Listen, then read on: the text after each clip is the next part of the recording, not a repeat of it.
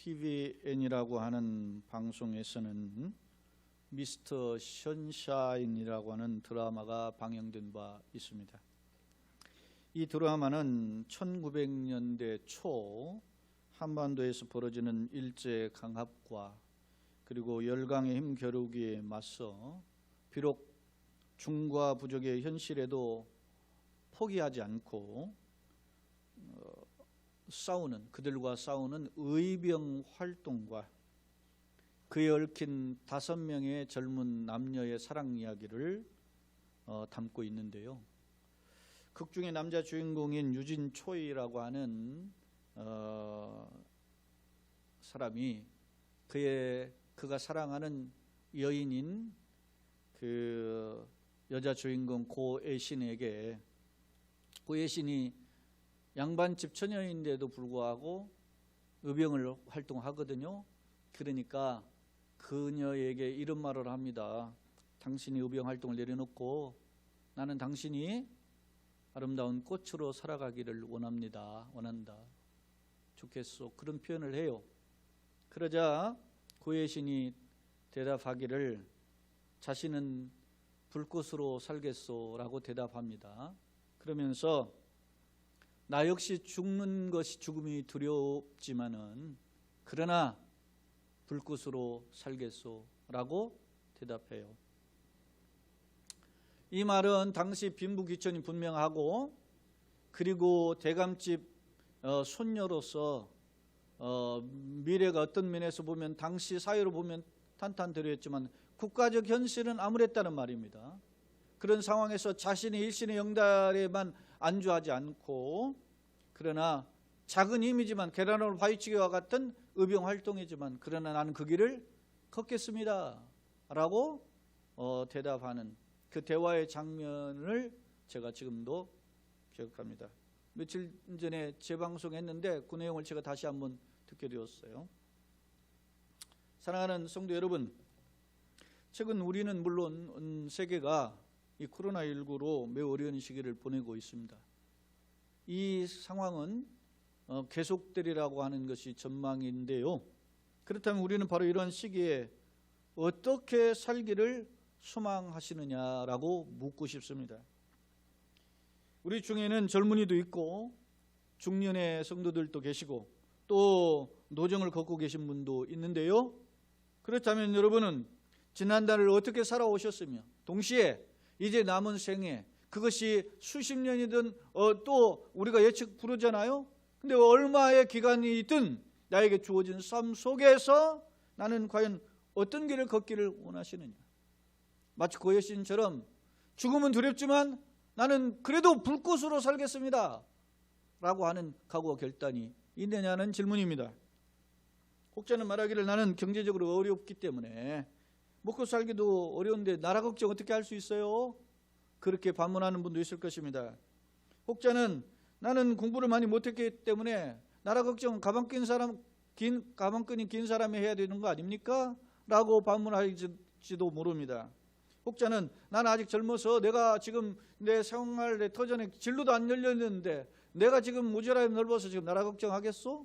묻는 사람이 있을 것이고, 혹은 노년의 성도 중에는 내가 이제 많이 오렇게 살았는데 이 나라 걱정은 이제 후세대가 해야지. 내가 무슨 힘이 있다고 합니까? 라고 자기의 형편을 말하면서 꼬리를 내리는 분도 있으실 것입니다. 그렇다면 바로 이러한 역경의 시기에 과연 누가 내 가정과 나아가서 우리가 속한 이 교회와 또 한국 교회와 더 나아가서 이 민족을, 그리고 우리가 평상시에 기도했던 오 하나님 5대양 육제를 내 가슴에 주옵소서, 나의 가슴 속에 5대양 육제를 품게 하여 주옵소서, 그렇게 말할 수 있는가는 질문입니다. 저 옛날 그 종교개혁자였던 요한 락스는 하나님 나에게 스코틀랜드를 주시옵소서 이런 기도를 했다 그래요. 대단한 분이죠. 물론 그가 덧붙였어요. 저와 같은 기도의 사람, 깨어있는 사람 하나님 10명을 붙여주시면 이 스코틀랜드를 개혁하겠습니다 이렇게 기도했다 그래요. 그런데 그렇다면 우리는 내 자신은 물론이와 가정과 교회 그리고 한국 교회와 이 나라 민족 더 나아가서 오직 육체주를 향한 어떤 비전과 어떤 소망을 가지고 있느냐라고 질문하고 싶습니다. 오늘 요한계시록 5장의 말씀을 우리가 일부분을 읽었는데요. 오늘 5장의 말씀을 보면 크게 울고 있는 한 사람을 살펴볼 수 있습니다. 물론 그 울고 있는 사람은 바로 사도 요한인데요. 이 사도 요한은 당시 90세가 넘은 노사도로 에베소의 건너편, 에베소가 그 터키의 지금의 안탈리아라고 하는 항구인데요. 그 에베소의 건너편, 그러니까 지중해 안쪽으로 그 반모라고 하는, 그게 돌섬을 가리키는데요. 그 반모라는 섬에 소위 끌려가서 그곳에서 당대의 황제인 도미티안 황제의 그 신전을 짓기 위해서 대리석 돌을 깨내는 채석강에서 노예로서 일을 하는 그런 비참한 그런 처량한 신세를 가지고 있었던 상황이었습니다. 바로 이러한 그 사도 요한에게 오늘 예수님께서 장차 이루어질 일이죠. 그 심판날에 벌어질, 다시 말하면 재림의 완성의 구원의 완성이죠. 구원의 완성에 이루어질 일을 사도 요한에게 환상과 계시를 통해서 보여주신 내용이 요한계시록입니다. 그렇다면 당시 사도 요한은 과연 무엇을 그 환상 가운데 보았기에 그는 크게 울었는가? 오늘 5장 4절 말씀을 다시 한번 우리가 함께 읽도록 하겠습니다. 장로 중 4절 그 두루마리를 펴거나 보거나 하기에 합당한 자가 보이지 아니하기로 내가 크게 울었더니 라고 성경은 기록합니다. 내가 크게 울었다라고 하는 카에 클라이온 플로라고 하는 이 헬라어는 여기에 울다라고 하는 이 클라이온이라는 단어는 단순히 흐느끼는 정도의 울음이 아니고 큰 소리를 내어서 엉엉 통곡하는 그 탄식의 울음임을 알 수 있습니다. 그렇다면 노정에 90이 넘은 이 노사도가 무슨 까닭으로 엉엉 소리를 내면서 울어야만 했던가?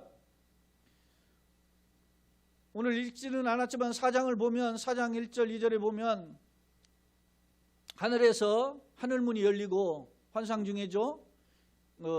소리가 납니다. 이리로 올라오라. 그래서 사도 요한이 열린 하늘문을 그 사이로 천국에 들어가게 되고 그 천국에 들어가면서 목격한 장면이 나오네요. 제일 먼저 하나님 아버지가 계신 보좌와 그리고 보좌를 호위하는 스랍과 천사들과 천천만만의 천사죠. 그리고 그 보좌 앞에 도열하고 있는 그 앞에서 찬송하고 있는 24 장로를 모습을 기록하고 있습니다. 그러면서 그 보좌의 그 영광의 그 광경을 목격하고 이제 5장에 와서 한번 보십시다. 5장 1절에 내가 봄에 또 본 거죠. 보좌에 앉으시니 하나님 아버지죠. 아버지의 오른손은 주권과 능력을 상징하는데 그 하나님의 능력의 손에 뭐가 있어요? 두루마리가 있어요. 그러니까 두루마리는 당대의 귀중한 문서 내용을 기록할 때 그 두루마리에 기록한단 말입니다. 두루마리가 있는데 안팎으로 썼고 그리고 7인으로 봉했다. 7인으로 봉했다는 것은 누가 보지 않도록 막 철저하게 한 번, 두 번, 세 번, 네 번, 다섯, 여섯, 7번을 봉해한 겁니다. 도장을 딱 찍어버린 거예요. 또 봄에 힘 있는 천사가 큰 음성으로 외치기를 누가 그 두루마리를 펴며 그 안에 그 인을 떼기를 합당하냐. 그 7인을 였는데 그걸 하나씩 떼야 되는데 누가 떼냐. 그렇게 합당하냐. 하나 하늘이는 천상의 세계죠. 천상의 세계는 누가 있습니까? 하늘 보좌를 돕는 천군 천사들이 있습니다. 그리고 이미 예수 안에서 죽어 있는 자들이 하나님 편에 안긴 자들이 있단 말이에요. 하늘 위나 또 땅 위나, 땅은 우리가 살고 있는 지상 영역을 이야기해요. 그 땅 안에는 뭡니까? 음부의 영역으로 사단의 권세들을 이야기해요. 그러니까 하늘이나 땅이나 땅 아래 어느 누구도 보면 그 두루마리를 펴거나 보거나 할 자가 없더라 해서 그 두루마리를 펴거나 보기에 합당한 자가 보이지 않아서 자기가 요한이 지금 다 보았는데 자기는 보이지 않더란 말이에요. 그걸 떼는 부분이 없단 말이에요. 그래서 크게 엉엉 울었던 겁니다. 사랑하는 성도 여러분, 오늘 사도 요한이 왜 울었다고 했어요? 이 울다라는 에클라이온이라는 단어는 크게 소리를 내어서 우는 모습일 뿐만 아니라 이 에클라이온이라는 단어의 그 어법으로 시제가 있는데 그 시제가 미완료 과거예요. 다시 말하면 완료되지 않고 진행되고 있다는 거예요. 이것을 우리 영어로 보면 현재 분사 ing인데 계속해서 울고 또 울었다는 것입니다. 사도 요한의 통곡은 하나님의 구원의 완성이죠. 정확히 표현하면. 그래, 구원의 완성은 뭡니까? 심판날에 벌어질 일들이란 말입니다. 자기가 지금 누구를 기다리고 있습니까? 예수님이 오시기를 기다리고 있습니다. 그런데 예수님이 오시면 뭐요? 심판이 이루어집니다. 그런데 그때 예수님을 맞이할 준비를 해야 되는데 그 일에 대한 결국을 모르니까 지금 이 사도 요한이 크게 통곡하면서 울었던 것입니다. 오늘 본문의 말씀을 비추어서 우리는 살펴볼 수 있습니다. 무엇을? 사도 요한이 얼마나 구원의 계획이 이루어질, 완성되기를 열망했는지를. 사랑하는 여러분들에게 다시 한번 묻습니다. 여러분, 앞서 여러분은 이 험악한 생활, 힘든 환경을 어떻게 살기를 소망하냐고 제가 물었습니다. 고예신의 이야기를 빗대어서. 그렇다면 여러분은 정말로 여러분의 소망 속에, 여러분의 간절함 속에 구원의 완성이 이루어지기를 사모하는 열망이 있습니까? 그것 때문에, 그 간절함 때문에 내가 정말로 탄식하며 통곡하며 엉엉 울어본 적이 있습니까? 오 하나님, 구원의 은혜를 내가 깨닫게 하여 주옵소서. 구원의 은혜가 이루어지게 하여 주옵소서. 그런 간절함이 있었느냐는 말씀입니다. 그것은 사도 요한의 고백과 그 사도 요한의 당시의 행동에 비춰볼 때는 일시적으로 끝나지 않았으면 할 수 있어요. 통곡했어요. 탄식했어요. 엉엉 울었어요. 계속 울고 있어요. 그런데 그때 바로 5절에 보면 장로 중에 한 사람이 24장로죠. 그 중에 한 사람이 내게 말하되 울지 뭐라고 말라. 유대 지파의 사자 다윗의 뿌리가 이겼으니 그 두루마리와 그 7인을 떼시리라 하더라. 할렐루야. 길이 있다라는 것입니다. 하나님의 구원 계획이 무엇인지, 하나님의 구원의 능력의 완성을 어떻게 체험할 수 있는 비결이 있음을 그 장로가 말해주고 있는 거예요. 그 비결이 뭐라고요? 유대지파의 사자 다윗의 뿌리가 그 인을 떼실 것이다 했습니다. 여러분, 유대지파의 사자요 다윗의 뿌리는 뭡니까? 구약적으로 표현하면 장차 하나님께서 우리를, 이스라엘을, 인류를 구원하실 메시아를 보내시는데 그 메시아는 유대 지파에서 나실 것이다. 할렐루야. 그 메시아는 다윗의 뿌리로 오실 것이다. 할렐루야. 그래서 이사야 성경 같은 경우는 이 세 가지 다윗의 뿌리, 이런 표현을 반복적으로 이야기하고 있습니다. 여러분, 하나님께서 다윗에게 내가 너의 후손을 통해서 메시아를 보내시겠다고 약속하신 것이 선지자 나단을 보내서 하신 말씀인데 사무엘하 7장에 나와 이걸 소위 나단의 신탁이라고 이야기하는데 그 나단의 신탁에 보면 너의 후손에게 내가 하나님의 영광의 은혜를 부어줄 것이다. 그 후손이 누굽니까? 메시아라 말입니다. 다윗은 그 약속을 붙잡았어요. 그 약속을 붙잡았기 때문에 그 증거가 뭡니까? 다윗의 고백을 보면 이런 표현이 나옵니다. 주께서 내 주께 말씀하시기를 내가 내 원수를, 너의 원수를 너의 발의 발등상이 되기까지, 발바닥이죠. 발등상은 발바닥이 되기까지 너는 내 우편에 앉았으라 하셨다. 다윗이 그런 고백을 해요. 주께서 내 주에게, 그 말은 뭐예요? 주는 아버지고 내 주는 누구예요? 성자 예수 메시아라 말입니다. 아버지가 아들에게 너의 원수를 너의 발바닥에 있기까지 너는 내 우편에 보좌 우편에 앉았으라 그렇게 말씀했다는. 다윗은 자신의 후손도 혈통적으로는 가시적으로는 어떤 인간적인 기준으로는 자기의 후손으로 오지만 그 후손은 나의 뭐라고요? 주님이라. 그래서 예수님이 이 땅에 오셔서 말씀하시는 겁니다. 이스라엘 백성들에게 이야기합니다. 봐라, 다윗이 고백했지 않느냐? 메시아를 향해서 자기의 주로 고백했는데 어찌 다윗의 자손이 되겠느냐 그랬어요. 그만큼 성경 의획을 짚어보면 메시아가 어떤 분인지를 분명히 보여주잖아요. 그런데 이 사도 요한이 듣는 음성 속에 하나님의 그 음성, 장로를 통해서 들려주는 하나님의 뜻이 무엇이었습니까? 이 두루마기를 떼실 분은 바로 다윗의 후손으로 오시는 메시아, 그분이 다시 한번 재림하셔서 완성시키실 것이다. 할렐루야. 그래서 그 인을 떼는 장면이 이제는 언제? 바로 이어지는 6장부터 나오는 거예요. 첫 번째 인을 떼고, 두 번째 인을 떼고, 세 번째 인을 떼고, 네 번째, 다섯 번째, 여섯 번째 인을 떼는 장면이 나와요. 그 인을 뗄 때마다 무시무시하는 뭐요? 환란이 임하는 거예요. 그리고 마지막 인을 뗄 때 어떻게 해요? 이제는 일곱 뭐요? 나팔이 나오고, 그리고 마지막 일곱 나팔이 불 때 어떻게 해요? 일곱 대접이 쏟아지는 거예요. 사랑 여러분, 이것을 다윗 이 사도 요한이 보고 마지막 어떻게 해요? 요한계시록 22장에 보면 어떻게 해요? 주님을 찬양, 빨리 오세요. 주님 오세요. 어서 오세요. 마라나타라고 이야기한 거예요. 사랑 여러분, 지금 사도 요한이 지금 연령적으로 몇 살입니까? 90입니다. 형편적, 환경적으로 뭡니까? 노예로 끌려가서 신전에서 짓는 그런 처량한 신세였습니다. 그에게는 아무것도 없습니다.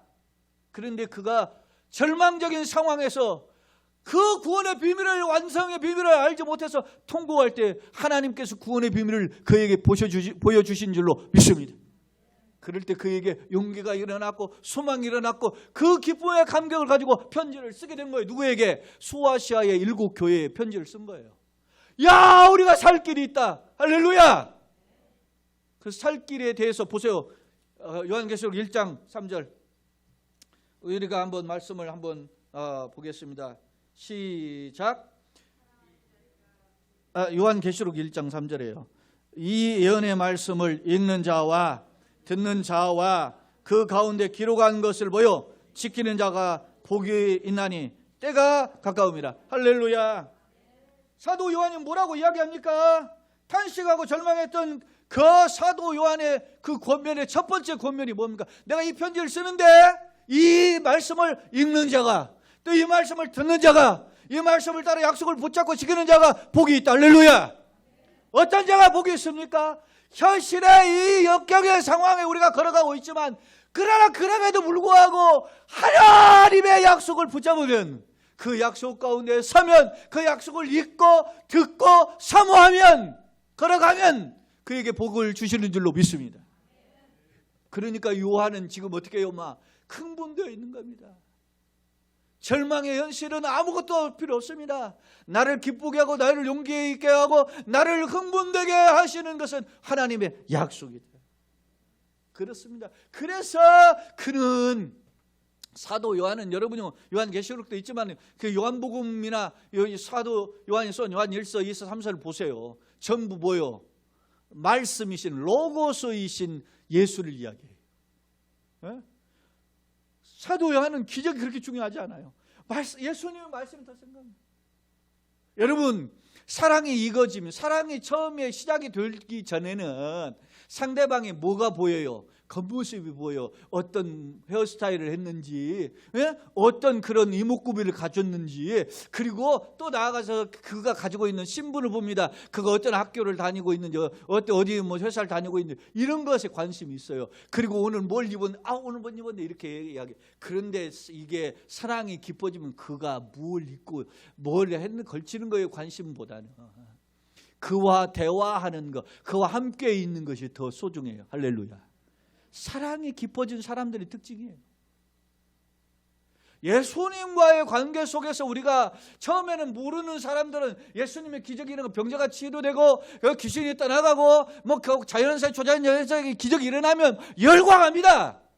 그러나 주님께 더 깊이, 주 예수 안에 더 깊이 들어가 보면 주님의 생명의 말씀, 달고 우매한 말씀이, 나에게 들려주는 말씀이 더 친밀하고 더 사모해지는 줄로 믿습니다. 오늘 사도 요한을 보면 그래요. 오늘 본문에서 오직 예수는 오직 말씀이라는 사실에 대한 그런 감동이 그 요한의 가슴에 밀려오는 것을 살펴볼 수 있습니다. 사랑하는 성도 여러분, 당시 사도 요한은 어땠습니까? 90이 넘는 할아버지였습니다. 돌섬이라는 반모섬의 묘대에서 채석강에서 돌을 깨는데 그것도 도미티안 황제의 신전을 위한 돌을 깨는 처량한 신세였습니다. 예? 어떤 목사님이 그런 이야기를 하더라고요. 자기가 그 부임해서 그 어려운 교회를 여러 번 도왔다는 거예요. 계속 매달 그렇게 도왔는데 오늘 자기가 역경이 있고 그렇게 했는데 자기의 반대편에서 서서 그 목사님이 와가지고 막 교회까지 쳐들어왔다는 거예요.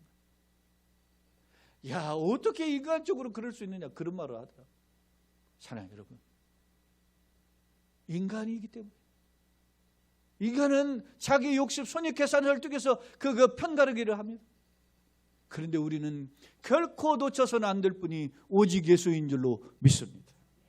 오늘 사도 요한은 겉사람은 후패하고 육신도 연약하고 환경도 연약한 환경이었지만은 그러나 원망과 포기보다는 하나님의 구원의 계기를 알기를 원하고 소망하고 탄식할 때 하나님의 그 비전을 볼 수 있었는 줄로 믿습니다. 여러분, 성경에 보면 누가복음 19장 41절에 보면 예수님이 호산나 찬송을 받으시면 예루살렘 성에 입성하셔요. 그게 소위 종려주일 아닙니까? 종려주일 지나고 그 주 중에 금요일에 돌아가셨으니까 그 종려주일 입성하신 날은 뭐예요? 예수님이 십자가 죽으시기 5일 전이에요. 그런데 들어가시고 누가복음 19장 41절에 보면 예수님이 그 예루살렘 들어가시면서 그 성을 보시면서 우셨어요. 왜 우셨는지 아십니까? 19장 42절에 보면 이 성은 누구겠어요? 단순히 건물만 이야기했어요? 이 성에 속한 이스라엘 백성들을 가리키는 거죠. 당대 이스라엘 백성이 너희가 평화에 관한 소식을 알았더라면 하면서 예수님 우시는 거예요. 다시 말하면 이스라엘 백성들 당시에 어떻게 했어요? 예수님 환영할 때 호산나라는 주여 이제 구원하소서, 그런 뜻이에요. 그러면서 종려나무 가지를 흔들면 됩니다. 그리고 뭐 합니까? 자기의 겉옷은 당대의 자기 최고의 그 재산 목록이에요. 그것을 어떻게 해요? 막 길바닥에 깔아요. 누가 집어가면 어떻게 해? 근데 예수님이 작은 낙기 타고 가시는 길바닥에 버려요. 야, 예수님은 나 만사형도 이까지 중요한 것이 아니야. 그거 벗어버린 거예요. 그런 예수님을 향해서 호산나 했었는데 예수님은 그런 외침을 들으시고도 그 성을 보시고 우셨다는 거예요. 왜? 이건 패러독스예요. 왜 우셨어요? 이 성이 겉으로는 입으로는 호산나 찬송하면서 종려나무도 가지르면서 자기 거선을 불면서 주님을 맞이하고 있지만 실상은 구원의 비밀, 평화의 비밀을 모르고 있는 거예요. 왜? 근거가 뭡니까? 태도가 돌변해요. 5일 만에 예수님 십자가 매달리잖아요. 그렇게 흔들었던 사람들이. 사랑하는 여러분, 진리를 모르면 이런 겁니다. 여러분, 진리에 대해서 갈급함을 가지고 탄식해 보신 적이 있습니까? 예수님의 복음 때문에 내가 갈망해 본 적이 있습니까? 목이 타면 마시고 싶은 물처럼 우리 예수님에 대해 심령의 갈급함으로 다가온 적이 있느냐 말입니다. 사랑하는 성도 여러분, 오늘 우리는 지금 기로에 서 있습니다. 저는 이 보기에 외형적으로, 눈으로, 가시적으로 보면 위기입니다. 그런데 어떻게 보면 이것은 우리에게 주신 절호의 찬스인 줄로 믿습니다. 세상도 그런 말 하잖아요. 아빠 찬스, 엄마 찬스, 찬스를 쓰잖아요. 무슨 대학을 한번 가려도, 어디 직장을 가려도 무슨 스펙이 있어야 되니까 그때마다 찬스를 써요. 그런데 우리는 만왕의 왕이요 만주의 주이신 하나님 아버지의 찬스를 사용할 때가 지금인 줄로 믿습니다. 하나님의 찬스를 써야 되는 거예요. 그러려면 이 사도 요한같이 주님의 비밀을 알고 알기를 위해서 울고 기뻐하는 자, 나는 그런 모습인가? 앞서 고해신 이야기를 했습니다. 그 여인이 양반집 대감집 손녀로서 보장이 되어 있고 이미 정문한 자가 있어요.